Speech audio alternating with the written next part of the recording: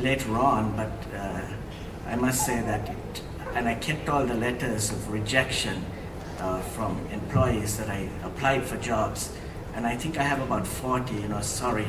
And being a foreign student in England, it was tough because you had to have a work permit to get a job, and you can't get a job if you don't have a work permit. It was crazy.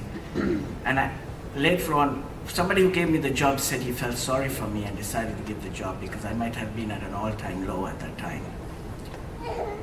And I had done electronics, and I really didn't know what to do with my career. And I decided that somehow it's computing that I really want to do. And there was a computer beside in a colleague's desk. It was an Apple II. Many of you probably wouldn't even know what an Apple II is. But at that time, it was the big microcomputer. And I decided to play around with it. And by some chance, the guy who was the main programmer of the Apple had left the company. And because I knew how to use it, I got the job. And that put me on the path of computer science, into computing. And I really, really enjoyed what I started doing there. So if you enjoy something, then that's part of your battle won.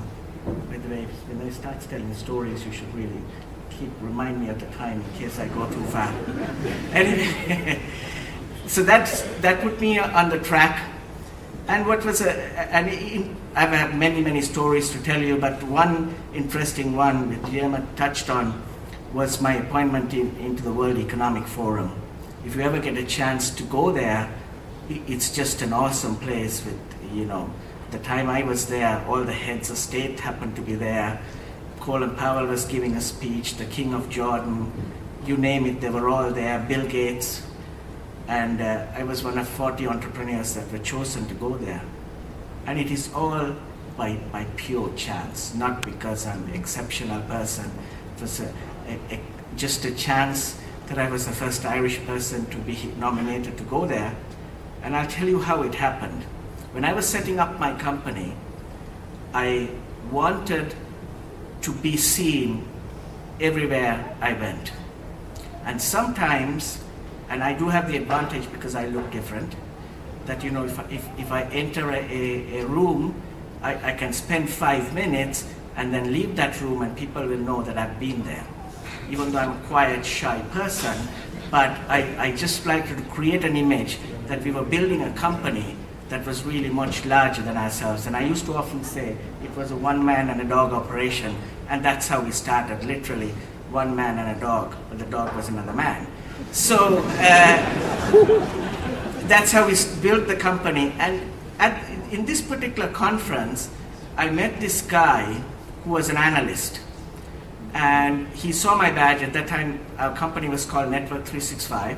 He saw my badge, and he said, I think I know your company. It's Network 365. We invested in that company. And his name was Falk Mullervers, and he was working for a big investment bank. And I said, no, I don't think so, because we haven't got any investment yet. But he had mistook my company, and we got friendly, and I got talking to him. I'm actually, well, I'm a reserved person, I'm actually quite good one-on-one. So I can bond with people, but I'm rather a shy person in a large environment. So we started talking, and by coincidence, he happened to be writing a report on electronic commerce. And that was exactly what we were doing. So I told him everything we were doing, slightly exaggerated it, of course.